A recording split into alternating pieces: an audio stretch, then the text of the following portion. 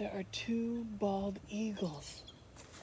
Oh my God, is that really happening right in front of my face?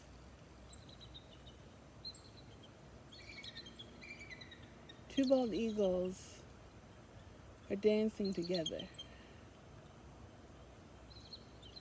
Three. There's three of them. I'm going to be in this moment, and you're going to witness me in this moment.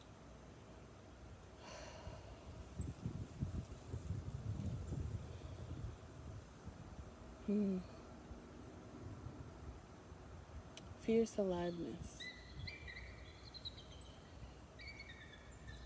That sound is them flirting. I don't know if you can hear it.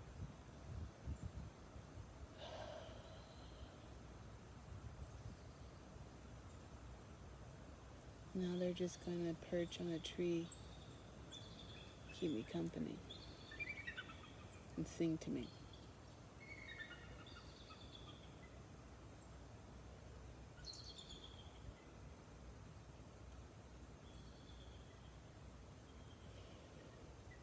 I woke up this morning not feeling well. And here comes the crows. Not feeling well, lonely. Not a person who gets lonely. But today, COVID has me stretched. And I know I'm not alone. I think we're all stretched to our capacities. And in moments, I'm like, something's got to give. Like, something where the whole of humanity cannot. We're pack animals. We need each other so desperately. We need touch. We need song. We need dance. And I know some strong people who are starting to buckle.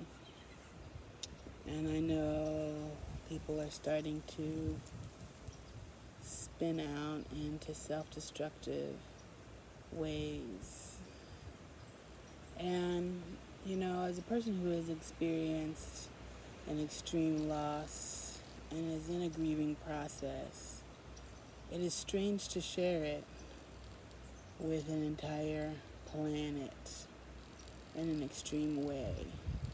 And there's almost something about having my mom die that has equipped me to be in the time we are now, in a great amount of pain, and yet still trying to do day to day. And because of just who I am and my obedience to Spirit, you know, what Spirit did in order to keep me on the planet was launch me into an odyssey of fierce aliveness.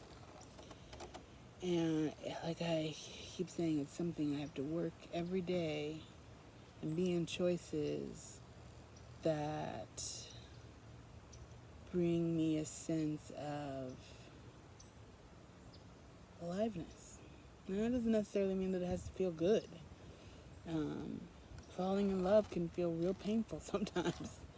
And yet, I mean, everything about humanity and humanness and being a spirit on the planet is uncomfortable and often painful, especially right now. And this morning, I woke up and don't mind me.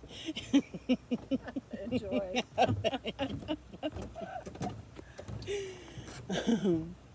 This morning I woke up and I was just feeling all the things.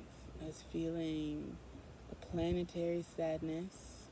I was feeling my own, like, nearly unbearable loneliness. And I stayed in bed. I woke up at 6 and then stayed in bed till about 10. And would have stayed longer if Spirit wanted me to. And then Spirit was like, it's 72 degrees right now in New Orleans. 72 degrees. It is snowing in Ohio. And I was like, I need to find some sunshine. And I don't know this place. I don't know, you know, like, I just find a place in the map that looks green, and then I follow it. And it brought me to this place.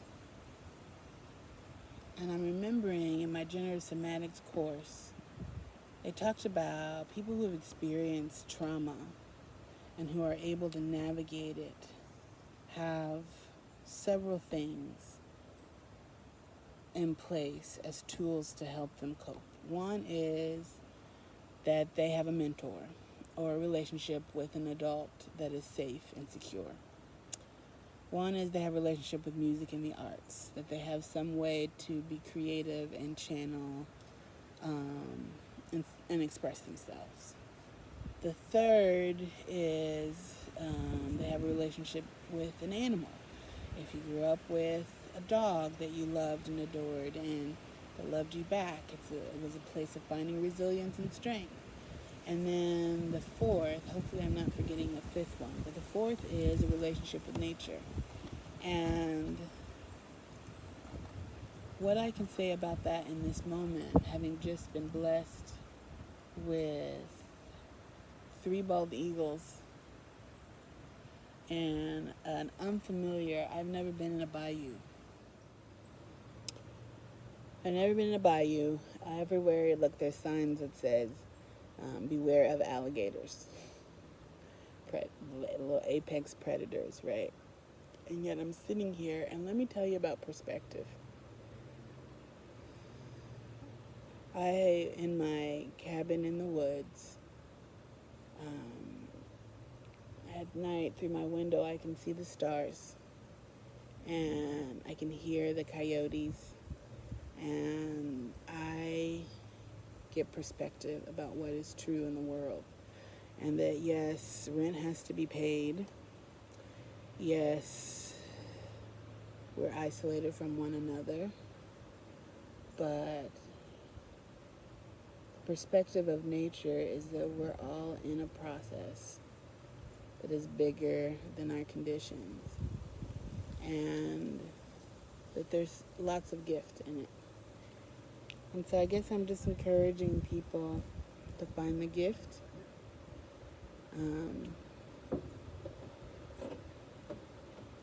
I think especially if you do follow spirit, and you will find it will lead you to the gift. And my gift today, and all of my loneliness, which is still real, is this park and the wind and the sun and the eagles. And if you don't have those, and you're in a place that is concrete and you can't get out. First of all, if you're in the cold, winter is beautiful. It really is. Cold, I know, but also beautiful. And to really challenge yourself to find beautiful in the deathing season. If you're in the city and you can't get out to nature, that's tough. That's tough. And the challenge is to find delight. Finding delight. I'm thinking about my house in New Orleans and how I had to leave it to find this peace of mind and what I would have done if I wouldn't have left. And in my bedroom, I have created my own wallpaper, and it's cosmic. So I would say tap into the creative, and maybe draw your forest, maybe draw your nature and put it on the wall, or draw something that gives you perspective about what is bigger than your pain, what is bigger than your discomfort, what's bigger than the threats of racism and white supremacy, like what's bigger than that? It sometimes feels like there's not a lot bigger than that, but the stars are bigger than that. This marsh is bigger than that. The ground beneath us is bigger than that. There's so many things. The ocean. Perspective.